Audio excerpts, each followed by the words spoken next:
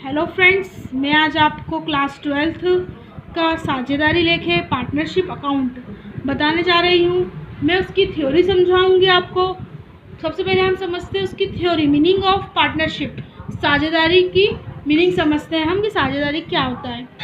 जब दो या दो से अधिक व्यक्ति आपस में मिलकर लाभ बांटने के उद्देश्य से किसी व्यवसाय या संस्था को संचालन करते हैं तो ऐसा व्यवसाय या उपक्रम साझेदार व्यवसाय कहलाता है तथा इसको संचालित करने वाला प्रत्येक व्यक्ति साझेदार कहलाता है।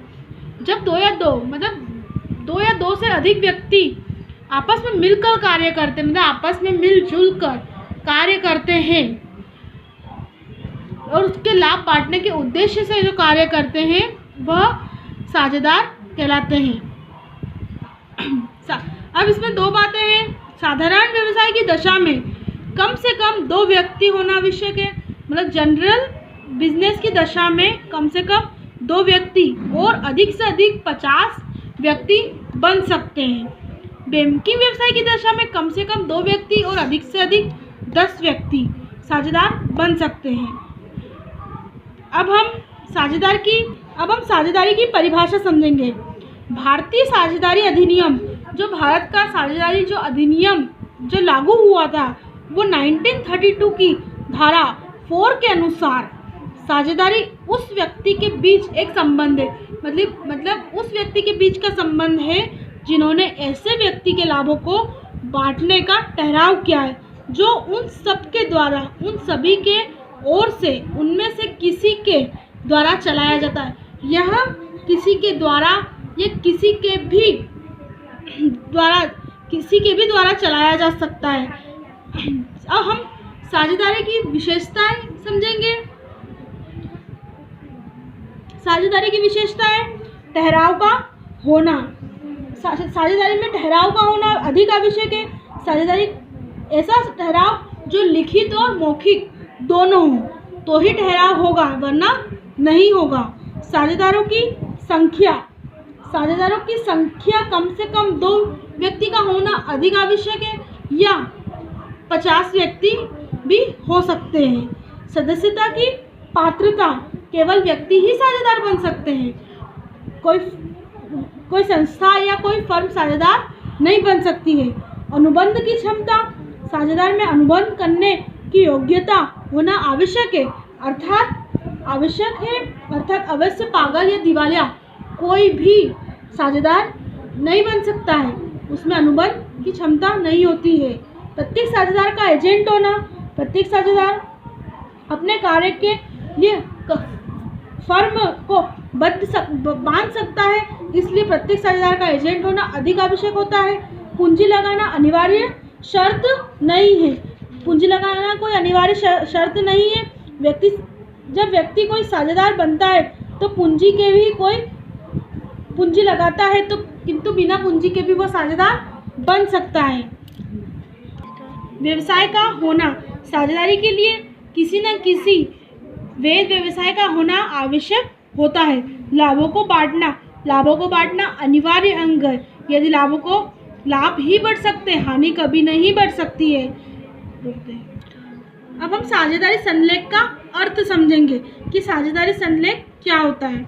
साझेदारी संलेख, साझेदारी प्रलेख, साझेदारी ठहराव, साझेदारी प्रपत्र का आशय। साझेदारी संलेख को साझेदारी प्रलेख भी कहते हैं, साझेदारी ठहराव भी कहते हैं, साझेदारी प्रपत्र भी कहते हैं। अब इसका आशय ऐसे समझौते से है जिसमें साझेदारी व्यवसाय के संचालन संबंधी नियमों और शर्तों का उल्लेख होता है, अर्थात इस प्रपत्र में व्यवसाय संचालन से संबंधित नियम, कानून, शर्त आदि बातें लिखी जाती है। कोई सा भी व्यवसाय हो उसमें साझेदारी संलेख का होना आवश्यक होता है, क्योंकि इसमें हमारी सारी बातें, सारी ज़रूरतें, सारी ध्यान की गई बातों का उल्लेख इसमें होता है और सभी साझेदारी शर्त आदि बातें लिखी जाती है। इसमें सारी शर्तें और सारी बातें भी लिखी जाती है और सभी साझेदारों के हस्ताक्षर करे जाते हैं। कोई भी साझेदार बनता है तो उसके लिखे गए सभी शर्तों को लिखने के बाद उसके हस्ताक्षर होते हैं। साझेदारी संलेख व्यवसाय में इसलिए बनाया जाता है ताकि भविष्य में होने वाले विरोध से बचा जा सके, विवाद से बचा जा सके।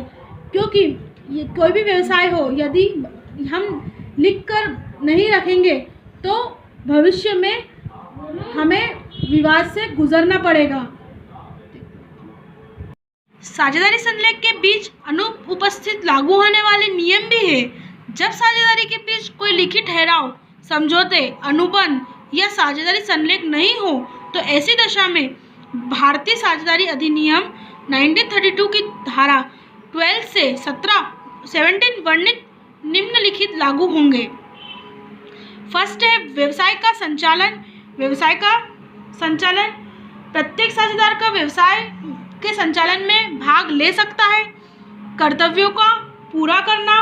प्रत्येक साझेदार का यह कर्तव्य है कि वे व्यवसाय का संचालन में अपने कर्तव्यों को पूर्ण करे, मतलब कोई भी कर्तव्य उसमें उसको पूर्ण करना होगा। मतभेद का निपटारा।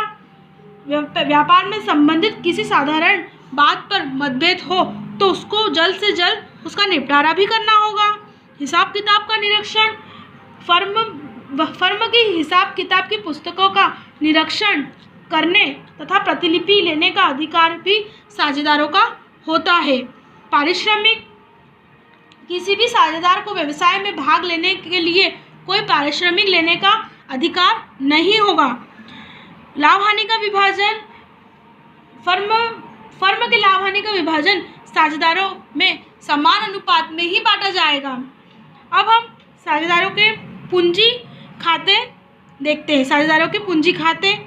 फर्म में साझेदारों से संबंधित समस्त व्यवहारों का हिसाब किताब की पुस्तकों में लेखा उनके पूंजी खातों के माध्यम से ही किया जाता है। अर्थात कोई भी हिसाब किताब हो पूंजी खातों के माध्यम से ही होता है, वरना नहीं होता है। अर्थात साझेदारों के पूंजी खातों में उसके द्वारा लाई गई नगद पूंजी, अतिरिक्त पूंजी, माल, ऋण, पूंजी पर ब्याज, वेतन, कमीशन, बोनस, ऋण पर ब्याज, आहरण पर ब्याज आदि की प्रविष्टियां की जाती है। साझेदारों के पूंजी खाते रखने की दो पद्धतियां भी है, जो कि स्थिर पूंजी पद्धति और परिवर्तनशील पूंजी पद्धति। परिवर्तनशील पूंजी पद्धति। अब हमने आपको इस वीडियो में 12th के कुछ नोटिफिकेशन दिए, कुछ थ्योरिकल समझाइए। अब हम आपको आगे की थ्योरी हमारे चैनल पर आप देख सकते हैं। इसके लिए आपको सब्सक्राइब करना होगा, शेयर करना होगा, लाइक करना होगा। Thank you.